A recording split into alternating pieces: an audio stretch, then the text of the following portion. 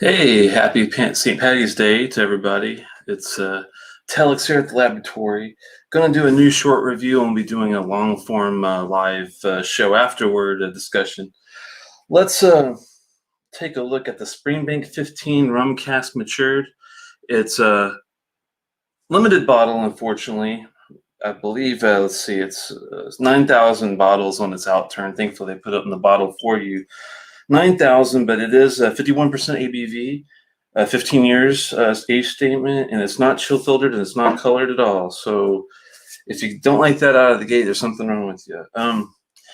For not being having extra coloring, you can tell it's going to be a good one, I think.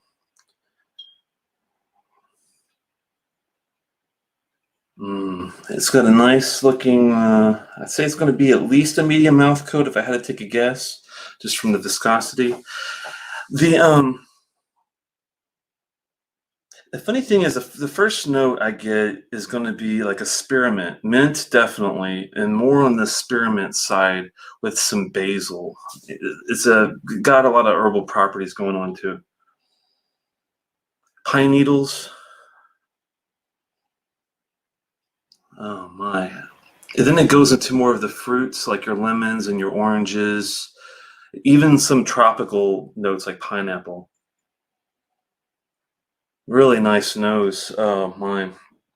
These guys do great crafted whiskey overall. It's really hard to find a bad version of a Springbank. And these are Campbelltown as well.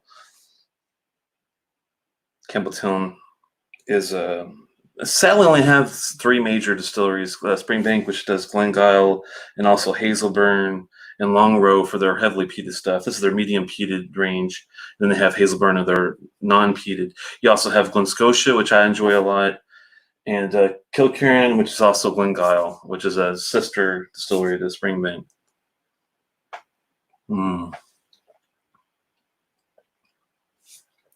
Now, this is where there's a division. Now, I love the palate on this. My only complaint is not the word I would use. My only concern is that it's a little disjointed from your nose. What you think you're going to get in the palate is completely different. On the palate, the first note you get is more of a caramel met with a lot of butter popcorn, some pecans, white pepper.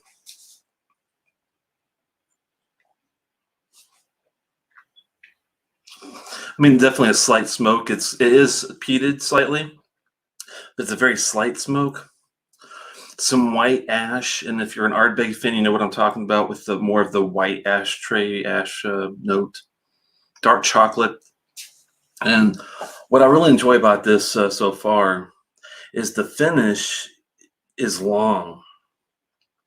Pepper's still there. It's got some espresso coffee-esque mocha notes with toffee. And on the back end, the very, very last note you get is a bit of some honey. I mean, it's amazingly complex. And let's go in with a couple drops of water. This was all neat. I always go with whiskey, even at cask strength, I go neat first. And then we're going to tap a couple drops and see what we get. And I'm talking a couple drops. Don't get your spoons out unless you know that's what you want, that's what you like. But I prefer a couple little bitty drops to get the molecules flowing. I'm not a chemist, but I probably should be with whiskey. I like to do my own personal blends and whatnot just for fun. And it's kind of fun to have, the science with the hobby, I guess. It did bring more of the rind, more of the, not badly bitter, but just a little more bitter/sour notes to the nose. And on the sweet side, it has a sweetness to the nose too. Now we're going into kiwis, of all things. Honeydew melons, like a melony. I mean, it's amazing how much you can get out of this whiskey just by a couple of drops. All the notes I gave you beforehand are like your first wave, and then you give it a couple of drops, and then you're going to get an entirely different page when it's a good whiskey. And this is how you get your 4.5-star whiskeys and 5-star whiskeys from your 3-star whiskeys. That's what makes them so special.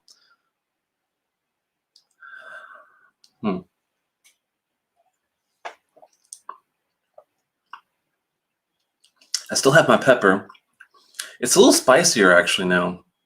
Now there's a little more of the wood properties that are coming out, which happens a lot when you add water. It brings the spiciness usually up a little smidgen, and also kicks in the wood into high gear for you oaky fans out there. This one doesn't taste like an oak though. This is more of like a pine slash. No, I mean, I don't go tasting trees, but you know what I mean. It's more of a bright, effervescent type of palate, and I think maybe even the peat has a little bit touch to do with that, or the barley that they're using. I think it's more actually the barley. And peat is nice, it's subtle, it's smoke, but the barley is actually the star, I think, with this dram. The rum cask is there, and thankfully, which is odd and rare, you don't really get a lot of really good rum cask influences on Scotch that I can find. I'm extremely picky, and there's very few rum / portwood casks that I really get into. This is actually one of the rare, really nice whiskeys. I'm going to have to give this a huge 4.5 out of 5, and this is no exaggeration. It is as good as the best of what Ardbeg has out there.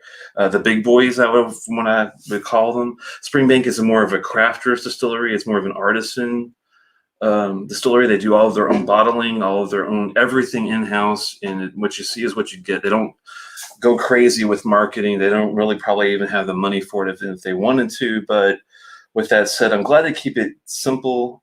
And sorry I'm not wearing any green tonight, guys, but at least it's a green bottle. Cilantro off for now. I hope you enjoyed the review. Give me a thumbs up before you go if you did. I'll start a new live feed here in just a second. I appreciate y'all. Cilantro off for now.